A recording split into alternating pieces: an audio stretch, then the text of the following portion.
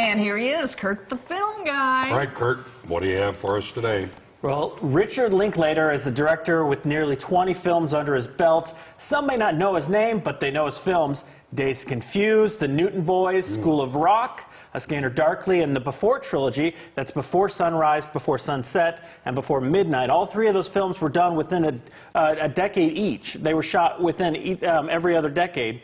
And it kind of shows how the world, your love changes over each years and over the decades. Similar 2014 movie, real big popular, was Boyhood, which was actually shot in a period of 12 years. So they'd shoot a little bit, and then they go a couple years later, and they'd shoot a little bit. And it was really interesting, the decisions he made, how the boy changes. So his most recent film is now on Hulu. It's called Where'd You Go, Bernadette?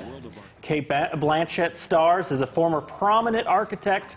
Bernadette, as she's sacrificed her career, has moved to Seattle with her husband, LG, and her daughter, who the husband is a visionary engineer from Microsoft. And so now she's just staying at home and spends most of her days just communicating with her assistant from her phone. She just does text voice messages to the person. She doesn't even call the woman. And, she's just preparing herself for this trip to Antarctica, but she has kind of anxiety, so she needs the right medication for this trip. Also starring Billy Crudup and Emma Nelson as the daughter. So. Now, what is it that, ranks this or stands it with the other films? Well, it's definitely different. I read a critic said this is Richard Linklater's worst film. And I just looked at this, and I said, you know what? It's not his worst film. Yeah, mind you, I wouldn't say it's the best film. It's no Citizen Kane by any standards. But there's something to this, and it's because I went with low expectations to see this movie. It was kind of one of those, I had one of those passes where you can go to so many movies, and I was like, I'll just go see this one, and I really enjoyed it. There's some odd choices they make in this movie that, I wasn't quite understanding where we're going with, and then later we don't acknowledge later. Yeah. But really great performances, which is probably why Cate Blanchett just sells it for me. The beautiful skyline of Seattle is almost a side character as well. And there's just something about her passion that keeps me driving. That she's moved away from this architecture thing. There's been a kind of a drought.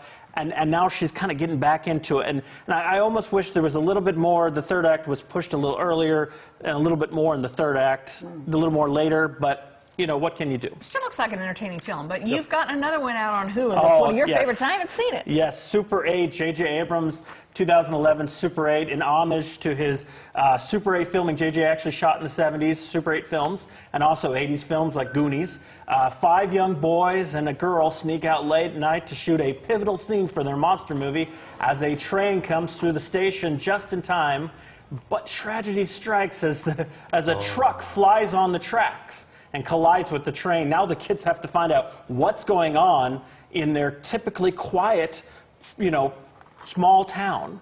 So, it's also starring Kyle Chandler and Ellie Fanning and Ron Eldard.